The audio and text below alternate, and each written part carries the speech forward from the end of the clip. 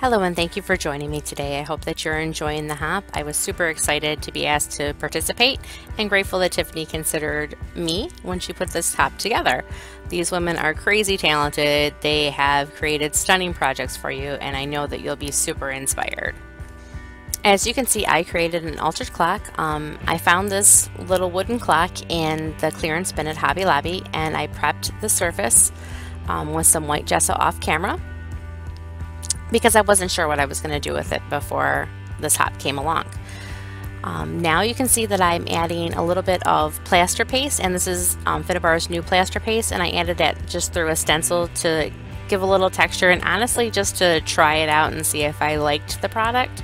And I gotta say, I love it. It works amazing through a stencil, takes color extremely well. It's definitely going to be one of my favorites. And as you can see, I followed that up with another of my favorites, the white Crackle paste, also by Finnabair. And I love the Crackle paste because it just adds so much to the background. You don't think that it will, but it really does. And with mixed media, it's all about the layers for me. And I found that the Crackle paste is an excellent way to add a stunning layer with tremendous detail. So that being said, moving on. You can see that I'm adding a couple base pieces to my cluster, and these are going to support my main chipboard that I put on here. And you can see that I'm adhering that with some tacky glue, and I know that I put a crazy amount of tacky glue on here, but don't worry, you're not going to see huge glue blobs later. They do get mixed in, and I use them with some art stones.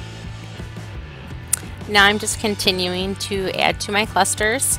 And you can see that I'm adding some buttons as supports here and there, and that's just to stabilize my different elements. And you can see that I'm adding clay elements, metal elements, wood elements, and everything's been prepped with a layer of gesso off camera, just so you didn't have to watch me do that. And here you can see that I'm building my focal point, and I'm using a button for support there as well, and I decided that that button wasn't substantial enough, so I found a bigger one. There it is.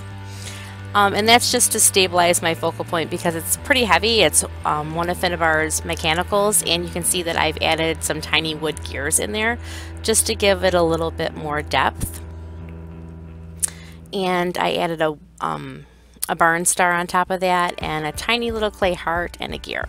And that's my focal point for this project. The one thing with mixed media that I have found is it's kind of easy to get lost in it if you don't pick a focal point and stick with it. So for me, I always make sure that I build my focal point and then work around that. And that's what I'm doing now. I'm adding some art stones and just really focusing on my clusters and putting most of my effort into where my focal point is. So as you can see, I'm just continuing to add the art stones around my project. And you can see that I'm just dipping my brush into the gel medium, into the art stones, and adhering them. This is the way that I found works best for me. That's how I get most of them to stay in place and not blow away when I'm drying it or when I'm adding color to it. This really works the best for me. Everybody has their own way, and I'm sure it works great for them, but this works for me. The one thing that I do is I always start with my mega stones first if I'm using them, then I use my regular stones, and then I add the tiny little mini stones. And I use a tiny little baby spoon to add my mini stones. It works best for me. I don't waste as much, and I have a more controlled placement. So for me, it works. I recommend the baby spoon. Next, I added a layer of Finnabair's new paper texture paste, and this was the first time I used this, so I really wasn't sure how much or how or if I was going to like it or anything. And then as you can see, I'm just applying it with a spatula, and I'm just adding it to my chipboard. And I'm not using too much, just a little bit here and there, just to add a little bit of texture. But I gotta tell you, I love this stuff. It adds crazy texture, and it's super easy to use. Definitely going to use more. And now it was time to add color, and for this I used a mix of browns. I used several Lindy sprays, some Color Bloom sprays. I even tried some magical shakers, but I didn't really like the way that turned out, so I washed them off pretty quick. But here you can see that I'm adding the Lindy sprays, and you'll see that I'm starting to get a little bit of an overspray, and I'm not happy with that. So I'm going to go ahead and pour some of my sprays into the palette, and I'll start applying them with a paintbrush. And that just gives me more control of placement of color, and I'm able to just place the color exactly where I want it, mix it where I want it, layer it how I want it, and just it's just a lot more controlled. And when you're working with something that you want the color to stay in one specific space, it's a lot easier that way. But the trade-off there is it takes time, and it gets to be a little bit tedious and slow, and you just have to really add that color over and over again to build it up to get the layers that you want. And you can see that's what I'm doing here. So it does take a bit of time, and brown already is a struggle for me, but I really wanted to, you know, try something different for this hop and do something that I wasn't 100% comfortable with. So I used some products that I hadn't used yet, and I picked a color palette that I have a tendency to struggle with, and that is definitely brown for me, because it just always feels muddy for some reason. I guess that's just me, but it's harder for me. But you can see I'm just bouncing between the different products, and I'm adding a little bit of Lindy sprays and then Color Bloom sprays, and I'm just trying to get the depth and the color placement that I finally decide that I'm going to change it up a bit and add in some paint. And a lot of times when I am struggling with the way a mist combination's looking, I'll add a coordinating paint, and that'll give me the little bit of shimmer, jazz, whatever you want to call it, that I'm looking for. And that's really what happens here. So I go ahead and I'm adding in some metallic Blackberry from Finnabair and some rustic brown from Finnabair, and they're both metallic and they're heavily pigmented, so they really do add that luster and the shine that I'm looking for, because I just felt that it was dull and muddy and I wasn't happy with it.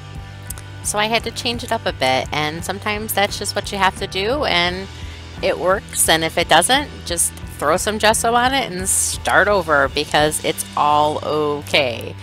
But this did work for me, and I was happy with it, and finally I was able to move on and stop adding color.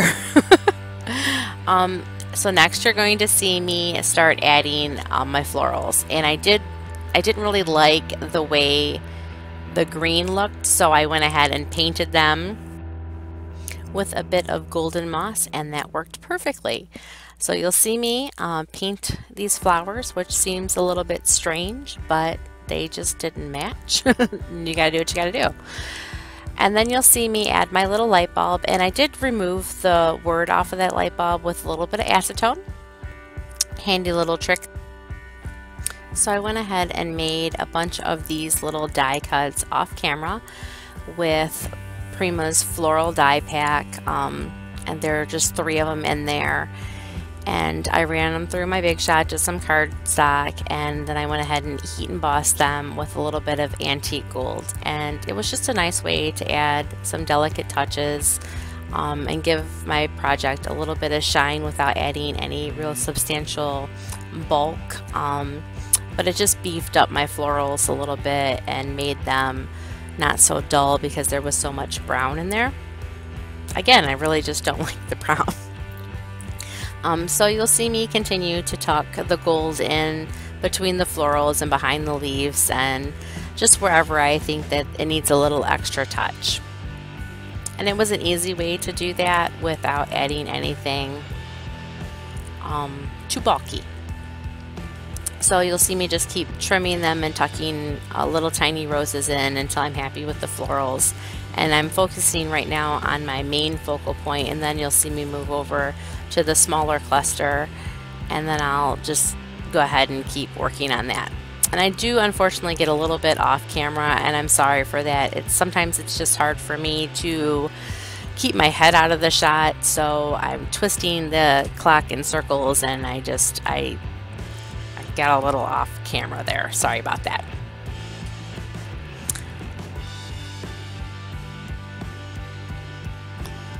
So I'm just snipping away, and I'll probably tuck these away because I have a lot of them left, and I'll use them on a different project. But they're handy, and it just adds to a layout. It's a real easy way to dress up something. So, a little tip there. Now it's finally starting to be where I want it to be, and you'll see me start adding a little bit of gel medium, and now I'm really going to start adding some shine. So here I'm adding micro beads, and I'm going to be adding brown micro beads, and then I'll start adding some gold micro beads in, and then I'll keep adding some gold glitter in and some brown glitter in, and just lots and lots of sparkle and shine in all the little nooks and crannies. Just final little touches to pull it all together and add lots of glitz and glam to this little clock. And the spoon really does come in handy. I swear it does, and I don't waste as much product that way. And then you'll see me paint my heart red, and I do go back in and I add a richer red to that.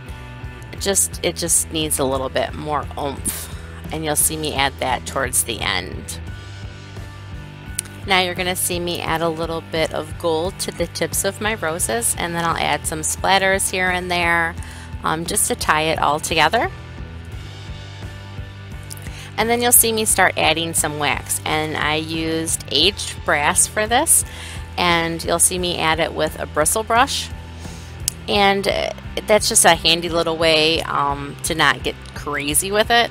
And then I'll add a little bit with my finger where I want it to be heavier, but the wax really does bring all of this back to life.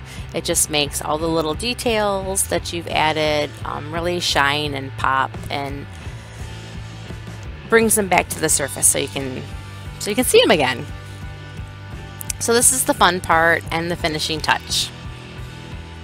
And then see, there's the red, just to make it pop. And then you'll see me add my little title off camera. So I hope you have enjoyed my clock, and thank you so much for joining me and tolerating my crazy ramblings. And I hope that you'll hop on over to the Next Ladies blog. I know that a lot of people have gifts that they're giving away, so make sure that you hop along with all of us, and hopefully you'll find something inspiring and maybe even win a prize. You never know. So thank you so much for joining me again today, and any comments or thumbs up are greatly appreciated, and we'll see you next time. Thanks. Bye-bye.